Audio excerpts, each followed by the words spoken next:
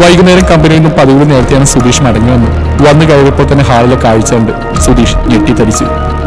ആവണിയുടെ കഴുത്തിൽ കുത്തിപ്പിടിച്ച് ഭിത്തിയിൽ ചേർത്ത് നിർത്തിയിരിക്കുകയാണ് സുധീഷിന്റെ അമ്മ. ശ്വാസം കിട്ടാതെ അവരുടെ കയ്യിൽ കിടന്ന് പിടയുകയാണവൾ. ആവണിയുടെ കണ്ണുകൾ മുകളിലേക്ക് തുറിച്ചിന്തി. തന്റെ അമ്മ തന്നെയാണ് അതെന്ന് അവന് സംശയമായി. അവരെ അത്രയും ഭീകരിയായി സുധീഷ് മുമ്പെയും കണ്ടിട്ടില്ല.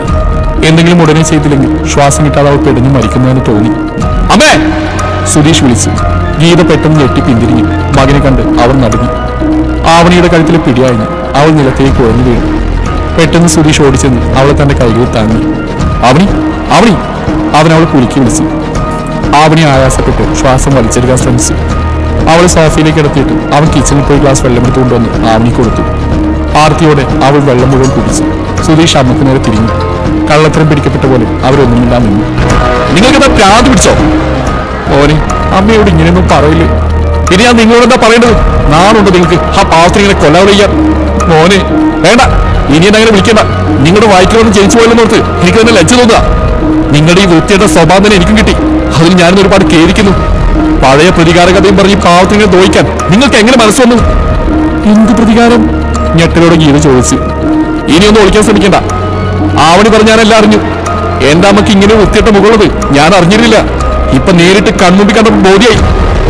എന്റെ മകന്റെ മുമ്പിൽ നാണം കെട്ടി നിന്നെ ഞാൻ വെറുതെ വിടില്ല. കാണിച്ചു തരടി നിനക്ക് ഞാൻ ആരാണെന്ന്. ഗീത വെട്ടിത്തിരിഞ്ഞ് മുറിയിലേക്ക് പോയി. സുധീഷ് ആവണിക്കരികെ ഇരുന്നു. ഇപ്പൊ എങ്ങനെയുണ്ട്? കുഴപ്പമൊന്നുമില്ലല്ലോ. അസ്വസ്ഥത തോന്നുന്നുണ്ടെങ്കിൽ ഹോസ്പിറ്റലിലേക്ക് പോകാം നമുക്ക്. വേണ്ട, ഇപ്പൊ കുഴപ്പമില്ല. ആവണി സോഫയിൽ എഴുന്നേറ്റിരുന്നു. സുധീഷിന്റെ പെട്ടെന്നുള്ള മാറ്റം അവളെ അത്ഭുതപ്പെടുത്തി. ആവണി, എന്റെ അമ്മ ചെയ്ത തെറ്റിന് ഞാൻ നിന്നോട് ക്ഷമ ചോദിക്കുക. ഞാനും എന്റെ അമ്മയും കാരണം ഇല്ലാതായത് നിന്റെ ജീവിത. അമ്മയെ വിവാഹത്തിൽ നിന്ന് പിന്മാറിയിരുന്നെങ്കിൽ ഇന്ന് നിനക്ക് അവസ്ഥ വരില്ലായിരുന്നു. എന്റെ അമ്മയുടെ ഉദ്ദേശം അമ്മയെ മനസ്സിലായിരുന്നെങ്കിൽ ഞാൻ ഈ വിവാഹം തടയുമായിരുന്നു. അന്ന് പെണ്ണ് കാണാൻ വന്നപ്പോൾ നിനക്ക് അഗ്രേഷൻ ഇഷ്ടമാണെന്ന് പറഞ്ഞപ്പോൾ ഒരു നിമിഷം ഞാൻ ആരെയും ഓർത്തുപോയി. എനിക്ക് നഷ്ടമായ പ്രണയം നിനക്കും കിട്ടരുതെന്ന് തോന്നി.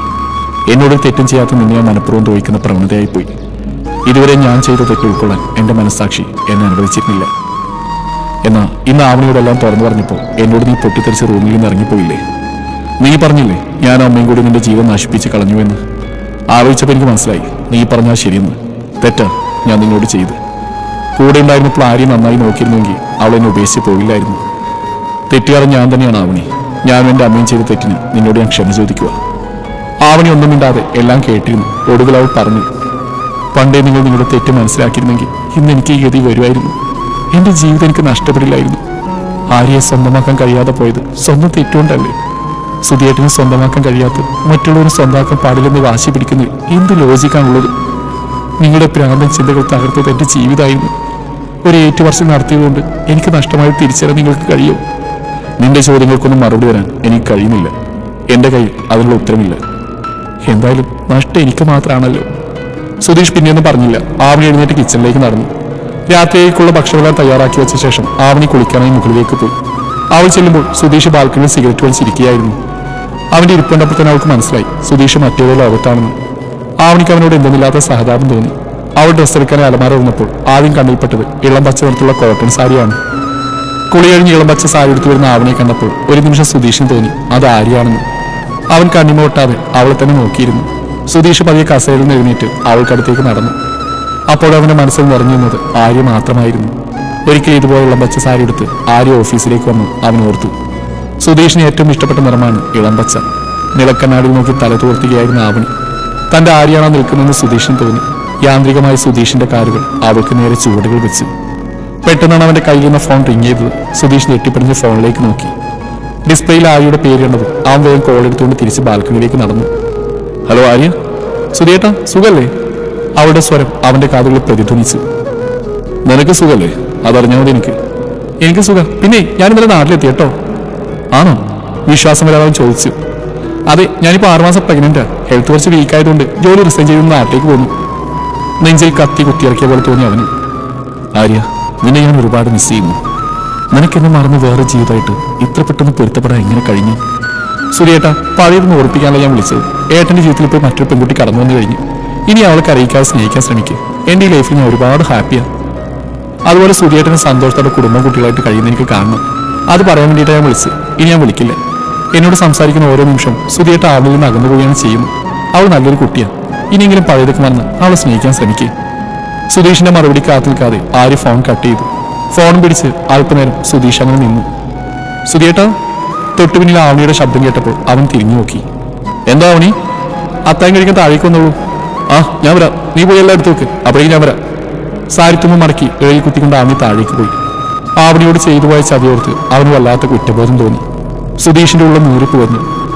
ആര്യ ഒരു കുഞ്ഞിന് ജന്മം നൽകാൻ പോകുന്ന കാര്യം ഓർത്തപ്പോൾ അവൻ കൂടുതൽ അസ്വസ്ഥനായി. കുറച്ചുനേരം അവൻ ആ നിൽപ്പ് തുടർന്നു. അതേസമയം ആവണി കിച്ചണിലായിരുന്നു. ജഗ്ഗിലേക്ക് വെള്ളം പകർന്ന് അതുമായി തിരിഞ്ഞ ആവണി തൊട്ടുമുമ്പിൽ കത്തിമായി നിൽക്കുന്ന സുധീഷിന്റെ അമ്മയെ കണ്ട് ഞെട്ടി. അവളുടെ കയ്യിൽ നിന്നും ജഗ്ഗ് താഴെ വീണുടഞ്ഞു. പേടിയോടെ അവൾ ഭിത്തിയോട് ചേർന്ന് നിന്നു. അവരുടെ ചുണ്ടിൽ ക്രൂരമായൊരു മന്ദഹാസം വിരിഞ്ഞു. കണ്ണുകൾ ചുവന്ന് കലങ്ങിയിരുന്നു. ആവണി ഭയപ്പാടോടെ അവരെ നോക്കി. എന്താണ് അവരുടെ ഉദ്ദേശമെന്ന് അവൾക്ക് മനസ്സിലായില്ല. എന്റെ മകന്റെ മുമ്പ് എന്നെ ഒരു പ്രാന്തിയായി ചിത്രീകരിച്ചപ്പോ നിനക്ക് സമാധാനമായല്ലോ. ഇന്ന് നീ കാരണം ആദ്യമായിട്ട് അവന്റെ ഒച്ചി വീട്ടിൽ മുഴങ്ങിക്കെട്ടു. ജീവിതത്തിൽ ആദ്യമായിട്ട് എന്റെ മകൻ അവന്റെ അമ്മയെ തള്ളി പറഞ്ഞു. എന്ത് കൈവിഷാടി നീ എന്റെ മോന് കൊടുത്ത്, നിന്നെ ആ വെറുതെ വിടിലടി. കത്തിയുമായി അവരോട് തൊട്ടുമ്പിൽ വന്നു നിന്നു. ആവണിയുടെ കഴുത്തിൽ വിയർപ്പ് തുള്ളി ഉരുണ്ടുകൂടി. തൊണ്ട വറ്റി പറഞ്ഞു. ശരീരം തളർന്നു പോകുന്ന പോലെ അവൾക്ക് തോന്നി. ഗീത കത്തിയുടെ കഴുത്തിൽ ചേർത്ത് വെച്ച് ആവണി ശ്വാസം അടക്കി പിടിച്ചു നിന്നു. ഉന്മാദത്തോടെ ആ സ്ത്രീ കത്തിയുടെ മുനകൊണ്ട് അവളുടെ കഴുത്തിൽ ചെറുതായി വരഞ്ഞു. ആവണിക്ക് കഴുത്തിൽ നീറ്റൽ അനുഭവപ്പെട്ടു. അവളുടെ കഴുത്തിൽ നിന്ന് ചെറുതായി ചോര പിടിഞ്ഞു. പതിയെ അവർ കത്തിമുന അവളുടെ ഇടതുകൈ തന്നിലേക്ക് കൊണ്ടുവന്നു. ആവണി കണ്ണുകൾ ഉറുക്കി അടച്ച്. പെട്ടെന്ന് അവൾ അവരെ തള്ളിമാറ്റി ഹാളിലേക്ക് ഓടി. ഗീത പിന്നിലേക്ക് വേസുപോയി. ആവണി സ്റ്റെയർ കേസ് ഇറങ്ങി ഹാളിലേക്ക് വന്ന സുധീഷിന്റെ ശരീരത്തിൽ ചെന്ന് ഇടിച്ചു. എന്താവണി, എന്തുപറ്റി? ഇതെന്താ കഴുത്തിൽ ചോര? പരിഭ്രമത്തോടെ അവൻ ചോദിച്ചു. ഒരു നിമിഷം അവന്റെ നെഞ്ചിലേക്ക് മുഖം പൂഴ്ത്തി അവൾ കിച്ചണിലേക്ക് വിരച്ചുണ്ടി. കയ്യിൽ കത്തിയുമായി അവളുടെ പിന്നാലെ വന്ന ഗീത മകനെ കണ്ട് തറഞ്ഞു നിന്നു. സുധീഷ് പകപ്പോടെ അവരെ നോക്കി. അമ്മ അമ്മ എന്നെ കൊല്ലാൻ ശ്രമിച്ചു, വിറയിലോട് അവൾ പറഞ്ഞു. അപ്പോഴും അവളുടെ പേടി വിട്ടുമാറിയുന്നില്ല. അമ്മ അമ്മ എന്തേ കാണിക്കണേ? ഞെട്ടലോട് സുധി ചോദിച്ചു. നീ അവളെ വിട്ടേ, ഇതിൽ നീ ഇടപെടണ്ട. ഇനി ഇവളെങ്ങനെ വേദനിപ്പിക്കുന്നത് ശരിയല്ല അമ്മേ. ആവണിയുടെ ഭാര്യ, ഞാൻ താലി കെട്ടിക്കൊണ്ടുവന്ന എന്റെ പെണ്ണ്. അവളെ കൊല്ലാകൊല ചെയ്യുന്ന കണ്ടിരിക്കാൻ എനിക്ക് കഴിയില്ല. ഇനിയോ അമ്മ അവളെ നിങ്ങൾ ചെയ്യാൻ ശ്രമിച്ചാ നിങ്ങളെ ഞാൻ വല്ല പ്രാന്താശുപത്രിയും കൊണ്ടിടും. സുധീഷ് ആവണിയെ ചേർത്ത് പിടിച്ചു. അവന്റെ വാക്കുകൾ കേട്ടപ്പോൾ ആവണിക്ക് എന്തെന്നില്ലാത്ത ധൈര്യം തോന്നി. നിങ്ങൾ നമുക്ക് മുഴുത്ത പ്രാന്ത. ഇവരിങ്ങനെ അഴിച്ചിട്ട് എന്നെ കൊല്ലാൻ ഇവർ മടിക്കില്ല. പണത്തിന്റെ അഹങ്കാരം കൊണ്ട് എന്ത് വൃത്തിയോട് ചെയ്യാൻ മടിയില്ലാത്തവരാ ഇവര്. ആവണി പറഞ്ഞു കേട്ടുകൊണ്ടാണ് സുധീഷിന്റെ അച്ഛൻ സുരേന്ദ്രൻ അവിടേക്ക് വന്ന്. ഉറഞ്ഞു തുള്ളിക്കൊണ്ട് ഗീത കത്തിയുമായി ആവണിക്ക് നേരെ പാഞ്ഞു. ആ കാഴ്ച കണ്ട് സുരേന്ദ്രൻ നടുങ്ങി. അയാൾ ഭാര്യയെ വട്ടം ചുറ്റി പിടിച്ചു. അയാളുടെ കയ്യിൽ കിടന്നവർ കുതിരി. ദേഷ്യം വന്ന സുരേന്ദ്രൻ കൈവീശി ഗീതയുടെ കരണത്ത് ആഞ്ഞടിച്ചു. അടികൊണ്ട കവിൾപ്പത്തി പിടിച്ച് ഗീത ഭർത്താവിൽ നോക്കി സ്തംഭിച്ചു നിന്നു. രംഗം പന്തിയിലെന്ന് കണ്ട സുരേന്ദ്രൻ പെട്ടെന്ന് അവരുടെ കയ്യിൽ പിടിച്ചു വലിച്ച് മുറിയിലേക്ക് കൊണ്ടുപോയി. സുധീഷും ആവണിയും പരസ്പരം മുഖത്തോട് മുഖം നോക്കി നിന്നു. സുരേന്ദ്രൻ ഗീതയെ മുറിയിലിട്ട് പൂട്ടിയ ശേഷം തിരികെ വന്ന് ആർക്കോ ഫോൺ ചെയ്തുകൊണ്ട് സിറ്റ് ഔട്ടിലേക്ക് പോയി. ആ സമയം കൊണ്ട് ആവണിയുടെ കഴുത്തിലെ മുറിവിൽ സുധീഷ് മരുന്ന് വെച്ചു. നേരിയ മുറിവായിരുന്നെങ്കിലും തൊലിപൊട്ടി രക്തം കുറച്ച് പോയിരുന്നു. അവിടെ ഇളം പച്ച സാരിയിൽ ചോരത്തുള്ളികൾ ഉണങ്ങിപ്പിടിച്ചു.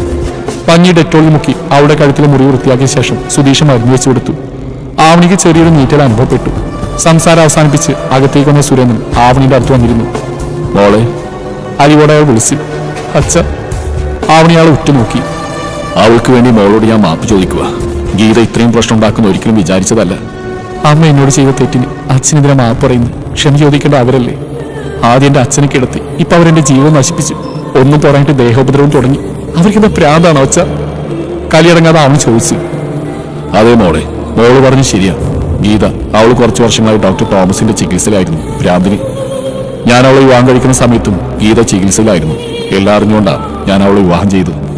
മോളുടെ അച്ഛൻ മറ്റൊരാളെ വിവാഹം ചെയ്ത വാർത്ത അറിഞ്ഞപ്പോൾ അവൾ വല്ലാതെ വയലന്റ് ആയിരുന്നു. അതായിരുന്നു തുടക്കം. പിന്നീട് അത് ഭേദമായെങ്കിലും പൂർണ്ണമായി വിട്ടുമാറിയെന്നില്ല. എന്റെ വീട്ടിലെ ബുദ്ധിമുട്ടുണ്ട് അവളുടെ അച്ഛന്റെ ആഗ്രഹം പോലെ ഞാൻ അവളെ വിവാഹം ചെയ്തു. ഇടയ്ക്ക് ഇതുപോലെ പ്രശ്നങ്ങൾ ഉണ്ടാകുമായിരുന്നു. കഴിഞ്ഞ 4 വർഷം ഡോക്ടർ തോമസിന്റെ ചികിത്സയിലായിരുന്നു. അതിനുശേഷം വലിയ കുഴപ്പങ്ങളൊന്നും ഇല്ലായിരുന്നു. പക്ഷെ ഇന്ന് വീണ്ടും അവളൊരു പ്രാന്തിയായി ഞാൻ കണ്ടു. പലപ്പോഴും അവൾ അനുസരിച്ച് കഴിഞ്ഞു പോകുന്നത് ഈ ഒരു കാരണം കൊണ്ട് മാത്രമായിരുന്നു മോളെ.